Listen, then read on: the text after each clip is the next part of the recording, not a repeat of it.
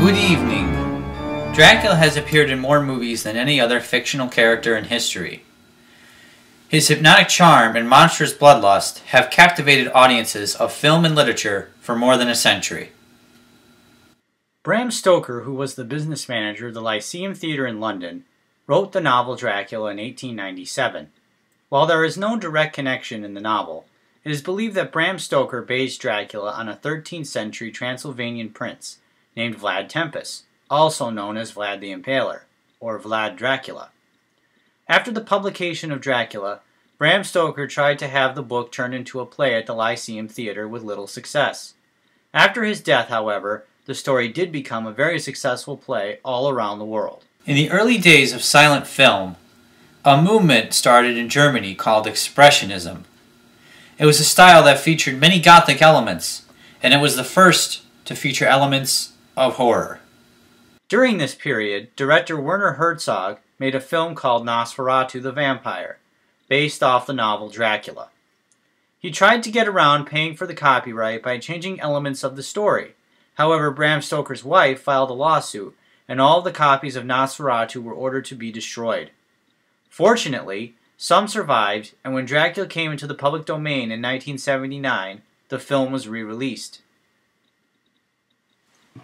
In 1928, the son of Carl Laemmle, who founded Universal Studios in California, was given the keys to the castle for his 21st birthday. Carl Laemmle Jr. was a fan of the German Expressionist movement and wanted to make horror pictures. The first film he wanted to make was Dracula. The play, produced by Hamilton Dean, had been very successful, and its star was a Hungarian stage actor named Bela Lugosi. Lugosi lobbied for the role in the film. However, Universal's first choice was Lon Chaney. At that time, Lon Chaney was most famous for creating his own bizarre makeup for his roles as the Hunchback of Notre Dame and the Phantom of the Opera. This earned him the nickname the Man of a Thousand Faces. Lon became ill and passed away before production began. This left the door open for Bela Lugosi, and he became the most recognizable Dracula. Whether you know his name or not, everyone recognizes Dracula the way he was portrayed in the 1931 film. The costume, the widow's peak, the Hungarian accent. When kids dress up as Dracula for Halloween, whether they know it or not, they are dressing up like the Bela Lugosi Dracula. The 1931 Dracula was a huge success and opened the door for more classic monsters like Frankenstein, the Wolfman, and the Mummy, and plenty more.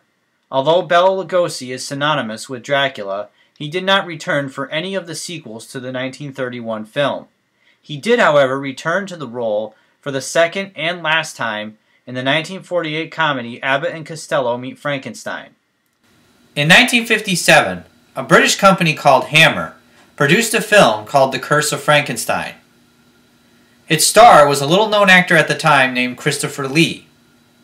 His performance and the box office inspired Hammer to make their own Dracula film.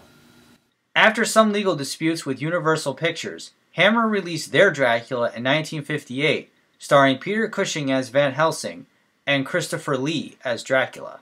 Hammer would go on to make 8 more Dracula films. In 1979, Dracula went into the public domain, and now any studio could make a film starring the Count. But the next most popular Dracula film would not be released until 1992. Columbia Pictures made Bram Stoker's Dracula starring Gary Oldman as Dracula. The film was directed by Francis Ford Coppola, director of the Godfather films. Bram Stoker's Dracula was a success at the box office and went on to win 3 Academy Awards: Best Costume Design, Best Director for Francis Ford Coppola, and Best Actor for Gary Oldman. Dracula appeared in several other films and adaptations over the years, including a comedy titled Dracula Dead and Loving It, starring Leslie Nielsen in 1992, the Dracula 2000 trilogy produced by Wes Craven, an adaptation in 3D by famous Italian director Dario Argento, and there is even another adaptation in production right now for a 2013 release.